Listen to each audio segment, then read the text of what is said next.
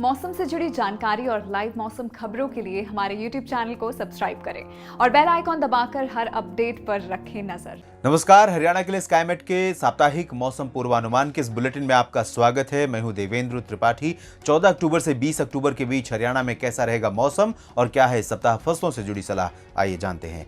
हरियाणा में इस साल मानसून सीजन में सामान्य से 14% कम वर्षा रिकॉर्ड की गई। बारिश का डिस्ट्रीब्यूशन यानी वितरण भी बहुत अच्छा नहीं था, फ्रीक्वेंसी भी बहुत अच्छी नहीं थी। जिन दिनों बारिश हुई उन दिनों ज्यादा बारिश हुई और ज्यादातर समय मौसम शुष्क बना रहा। मानसून के वापस जाने के बाद और मानसून सीजन खत्म होने के बाद से भी हरियाणा में सभी जिलों में मौसम मुख्यतः साफ और शुष्क बना हुआ है। बारिश नहीं हो रही है और इस समय बारिश का न होना ही बेहतर है, क्योंकि तमाम खरीफ फसलों की कटाई और मड़ाई का काम तेजी से चल रहा है। तो धान की फसलों के लिए काफी लाभप्रद मौसम है इस समय। हालांकि कुछ बादल आए जरूर हैं और इन बादलों का प्रभाव अगले 24-48 घंटों तक हरियाणा के कई इलाकों में देखने को मिल सकता है, खासतौर पर दक्षिणी भागों में। लेकिन बारिश की संभावना मुख्यतः समूचे हरियाणा में नहीं है। चाहे हम बात करें उत्तर में चंडीगढ़, पंचकुला, अंबाला, यमुनानगर, कुरुक्षेत्र की और करनाल, कैथल की, या मध्य भागों में पानीपत, सोनीपत, जींद, हिसार की, और पश्चिम में सिरसा, फतेहाबाद, हिसार, और दक्षिण में भिवानी, चरखी दादरी, झज्जर, रेवाड़ी, गुरुग्राम, फरीदाबाद, नूंह, महेंद्रगढ़ की। इन सभी भागों में मौसम मुख्यतः साफ और शुष्क बना रहेगा।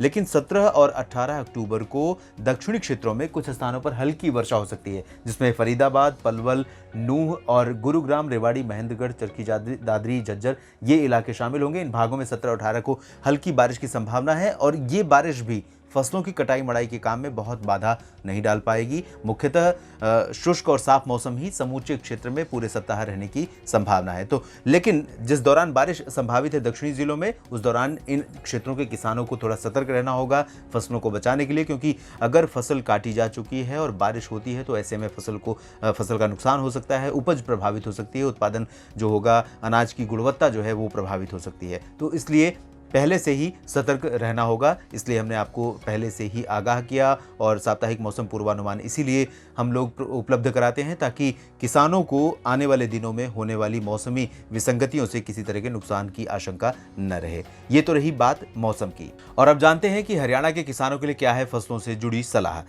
शुष्क मौसम को देखते हुए खरीफ फसलों की कटाई और मड़ाई का काम तेजी से निपटाएं, लेकिन दक्षिणी भागों में जहां पर सप्ताह के मध्य में बारिश की संभावना है उन भागों में किसान पहले से ही सतर्क रहें और फसलों की सुरक्षा सुनिश्चित करें।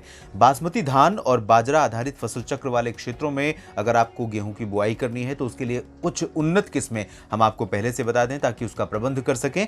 और ये उन्नत किस्में आप यहाँ पर नोट कर सकते हैं, स्क्रीन पर दी गई हैं। इन किस्मों की बुआई 25 अक्टूबर से आमतौर पर शुरू हो जाती है और 15 नवंबर तक जारी रहती है।